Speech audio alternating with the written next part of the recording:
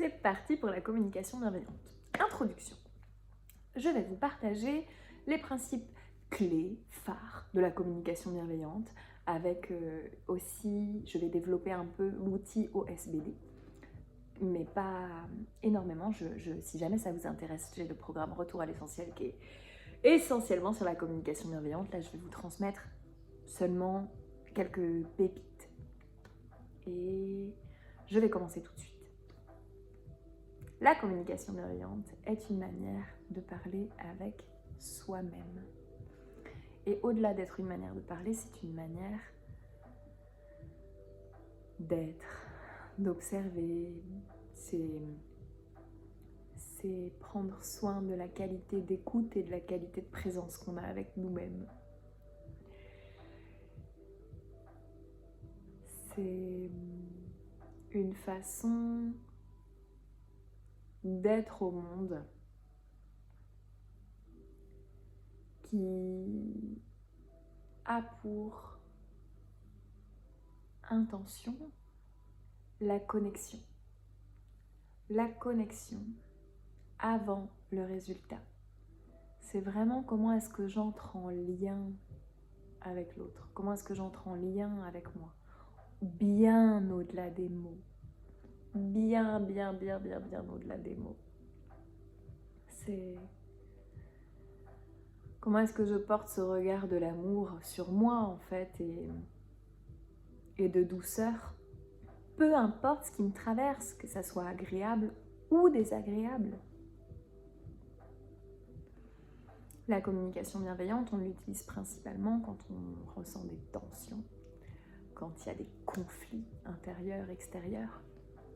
Quand moi j'ai besoin de calme alors que toi tu as besoin de mouvement, quand moi j'ai besoin d'être productive alors qu'en même temps j'ai besoin de me reposer, quand j'ai besoin de contribuer à ton bien-être et qu'en même temps j'ai besoin de solitude. Comment est-ce qu'on fait quand il y a des choses qui s'affrontent comme ça? Comment est-ce qu'on trouve je fais n'importe quoi avec mes doigts, vous voyez ce que je veux dire, genre on harmonise tout ça, t'as vu, plutôt que de se fighter. Et un des outils principaux, c'est lorsqu'on parle avec quelqu'un, en tout cas, si on veut être dans de la communication bienveillante, c'est de parler de soi, en je. Vous avez sûrement entendu ça, le tu qui tue. Si je viens vers toi et que je te dis tu fais pas bien ceci, tu fais pas ça, t'as pas fait ci, t'as pas fait ça, en fait tu bloques l'accès. La personne se sent agressée, donc ça active son système nerveux, donc elle est plus capable d'être en lien en fait. Et ça c'est la merde, parce que l'objectif de parler à quelqu'un c'est d'être en lien, normalement. Donc c'est important de parler de vous. Je me sens pas bien dans cette situation. La situation qui est peut-être que tu parles trop fort, tu te mets en danger, ton comportement fait que je me sens pas en sécurité. En gros quoi, c'est ça la situation. Et donc si j'ai envie d'être en lien avec toi quand je viens t'en parler, c'est essentiel que je te dise je ne me sens pas bien par rapport à cette situation.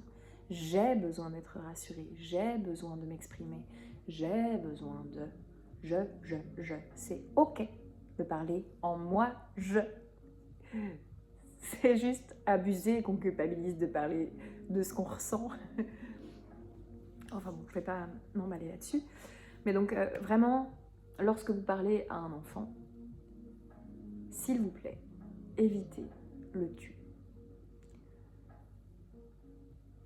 Je me sens en colère quand je vois le bazar qu'il y a dans la maison.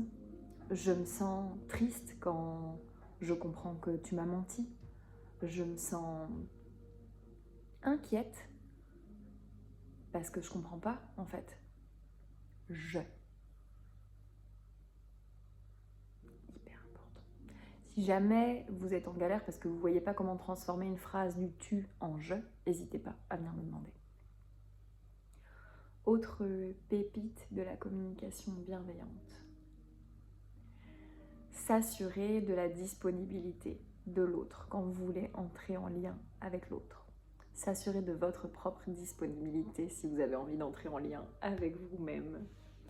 Il y a vraiment cette chose-là, l'intention de connexion qui va être possible à mettre en place s'il y a la disponibilité en face. Il y a vraiment ces deux choses très importantes dans la communication bienveillante. Et même avec moi-même, surtout avec moi-même. Si je vis une situation très conflictuelle, très tendante pour moi, c'est important que je me dise, ok, est-ce que j'ai vraiment envie d'aller voir ce qui se passe à l'intérieur de moi? Est-ce que je suis vraiment disponible pour aller voir ce qu'il y a à l'intérieur de moi? Voilà. La communication bienveillante, elle est très liée pour moi à la pédagogie Montessori parce que comme je vous disais, la pédagogie Montessori, on va préparer l'environnement, choisir le matériel, penser notre attitude, de manière à ce que l'enfant puisse nourrir ses besoins fondamentaux de manière autonome. Fondamentaux dans un premier temps, et puis tous ses besoins dans un idéal. Et la communication bienveillante, c'est comment est-ce que j'arrive à me relier à mes besoins dans le bordel que je ressens. Il y a tellement de choses, je suis fatiguée, en fait il y a trop de choses. Eh ben il est là le problème. Il est là le problème, il est dans la fatigue, il n'est pas dans le fait que votre enfant n'arrive pas à se coucher, votre enfant n'obéit pas, votre enfant ne fait pas ceci, votre enfant ne fait pas cela, votre enfant n'a pas compris, n'a pas acquis, il n'est pas là le problème. Le problème, c'est qu'on est fatigué et qu'on n'a pas les ressources d'accompagner. Et la communication bienveillante, elle permet de revenir à ça, à l'essentiel, et arrêter d'être dans des projections de problèmes, alors qu'en fait, c'est qu'à l'intérieur, on a des besoins qui ne sont pas nourris. Voilà, je vais m'arrêter là pour l'introduction et je vous reçois tout de suite dans la prochaine vidéo où je vais vous parler des différentes étapes de la communication bienveillante selon l'outil OSBD, observation, sentiment, besoin, demande, qui est l'outil number one de la communication non violente. Communication non violente qui fait partie des outils de la communication bienveillante. Voilà, à tout de suite.